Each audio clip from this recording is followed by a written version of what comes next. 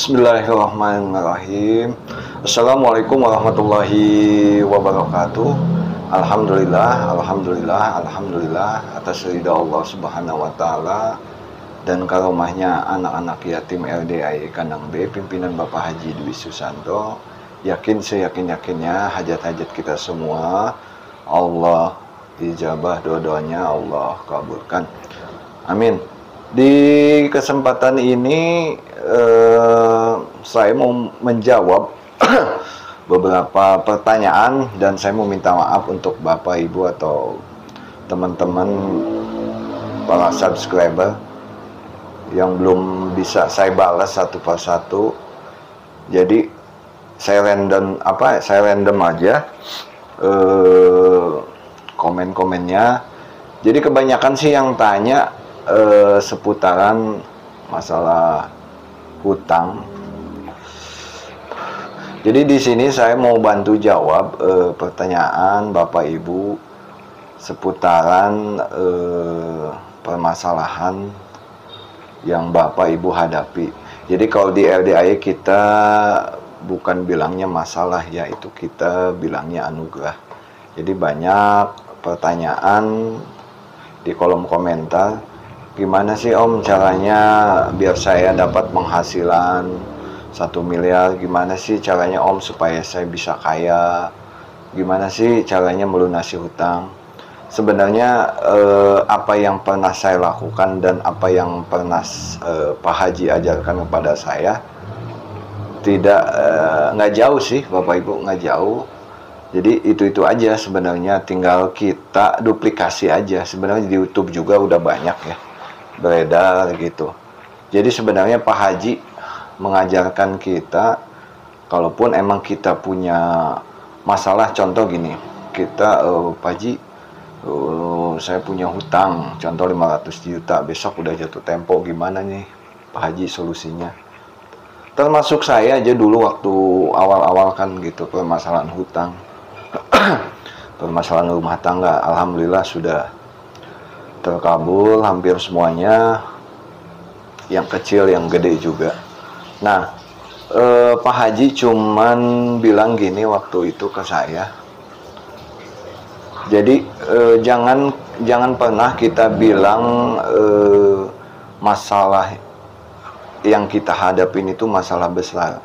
Jadi kita bilangnya itu anugerah. Jadi Pak Haji itu menyarankan untuk kita menerima takdir dulu. Jadi step-stepnya itu dulu. Jadi pas kalau kita lagi ada masalah nih, udah kelilit hutang lah, rumah mau disita, rumah tangga udah hancur-hancuran dan sebagainya. Jadi Pak Haji itu menyarankan kita, contoh gini, Bapak punya hutang. Nah dulu mungkin Bapak minjem ke bank, kayak gitu. Nah Pak Haji itu menyarankan kita untuk terima dulu nih takdirnya. Jadi itu kan semua kita ngutang ke bank itu kan sudah seizin Allah, udah seizin Allah. Nah masalahnya Allah itu ridho apa enggak gitu kan. Jadi ingat waktu itu omongan Pak Haji. Nah bos, lu kan udah ngutang itu kan pasti udah seizin Allah. Masanya Allah ridho enggak?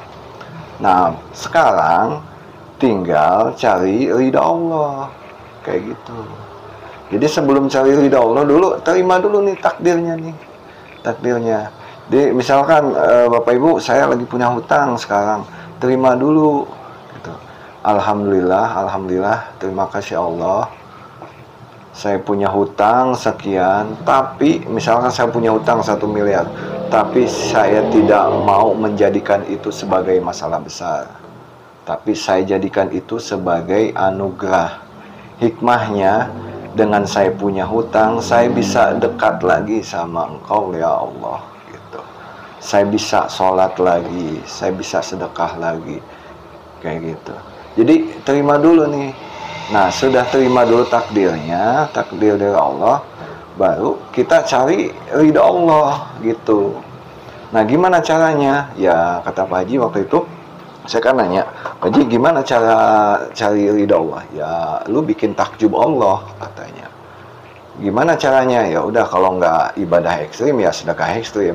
Justru kalau emang lebih bagus dua-duanya. Ya salah satunya yang ibadah ekstrim yang sudah saya jelaskan dan banyak beredar di YouTube RDI Official. Ya seperti yang saya praktekkan dulu, bangun jam 00. Jadi setelah sholat isya, saya nggak mau begadang, pokoknya paksain. Di sholat isya tidur, bangun jam 00. Setelah bangun jam 00, kayak gitu kan, udah bangun, kita ucap syukur tuh. Setelah bangun kita ucap syukur, alhamdulillah, terima kasih Allah, kau masih berikan saya umur panjang, kesehatan panjang, jodoh panjang, kayak gitu ya. Pokoknya ucap syukur aja, kayak gitu kan. Nah setelah ucap syukur kita senyum 41 kali, senyum 41 kali. Nah tiap sekali senyum itu 20 detik.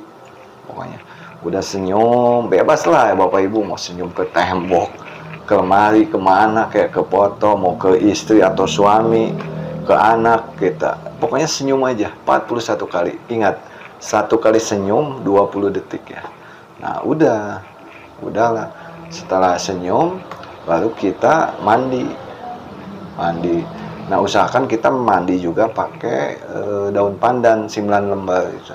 Nah di video sebelumnya sudah saya bahas tutorial cara mandi daun pandan ya. Mandi daun pandan 9 lembar. Setelah mandi daun pandan, nah setelah mandi kita kan pakai anduk tuh. Maaf gitu, kita lagi dalam keadaan bugil. Nah kita tobat. Nah tobat versi yang Pak Haji ajarkan. Jadi kita tobat, maaf telanjang bulat. Ya kan kita namanya juga sendiri ya. Kalaupun emang ada suami atau istri kan kita masih ini ya, sama suami istri nggak masalah. Kita tobat dalam keadaan telanjang bulat. Ya udah berdoa, kita minta ampunan di situ. Kita kayak gitu. Udah tobat, ya udah kita sholat tahajud. Habis sholat tahajud baca Quran. Nah paksain Bapak Ibu baca Quran sampai 12 juz. Ya cuman terus terang waktu itu sih awal-awal saya maksimal itu nyampe 5 juz. 5 juz itu setelah sholat tahajud tuh sekitar jam setengah satuan lah. Setengah satuan sampai sebelum terbit matahari. Sholat tahajud tuh baca Quran tuh. Nah cuman kan kita kalau untuk laki-laki paksain sebelum azan subuh sudah duduk di sejadah di masjid. Nah kalau untuk ibu-ibu duduk di rumah aja, sholatnya di rumah di sejadah, sudah siap-siap tuh gitu. Nah kalau aktivitas saya setelah sholat subuh biasanya waktu itu sedekah ke makhluk Allah, ke kucing, ke semut, ke burung, kayak gitu. Udah setelah itu langsung saya lanjut lagi baca Quran. Saya praktekin itu selama 9 hari. Pokoknya praktekin Bapak Ibu selama 9 hari dulu. Nanti lanjut lagi 9 hari kedua ya. Nah, untuk percepatan saya sarankan, kalau emang Bapak Ibu punya kelebihan rezeki di uang, dibantu juga lewat sedekah subuhnya, sedekah Jumat Barokah dan lain-lain kayak gitu. Jadi ibadah ekstrimnya praktekin kayak gitu, sedekahnya juga jalan gitu, jadi cepat ya. Jadi apapun anugerah yang ibu punya sekarang, jadi praktekin ilmu RDA itu. Jadi intinya mah cari ridha Allah. Gimana caranya? Ya bikin takjub Allah kayak gitu kan ya. Jadi mau itu anugerah Bapak Ibu punya hutang, pengen kaya, pengen rumah tangga harmonis, pengen dapat jodoh gitu. Jadi intinya kalau emang Allah sudah ridho, apapun hambanya yang diminta pasti Allah kasih kayak gitu. Jadi intinya itu sih ya, kurang lebih ya. Jadi teman-teman bisa nambahin gitu ya. Ya ini sebatas apa ya, pengalaman apa yang pernah saya praktekkan dan apa yang pernah Pak Haji ajarkan ke saya. Jadi intinya sih kita maksa aja, maksa untuk bisa nih bangun jam 00, senyum, sholat tahajud, baca Quran, paksain ke masjid.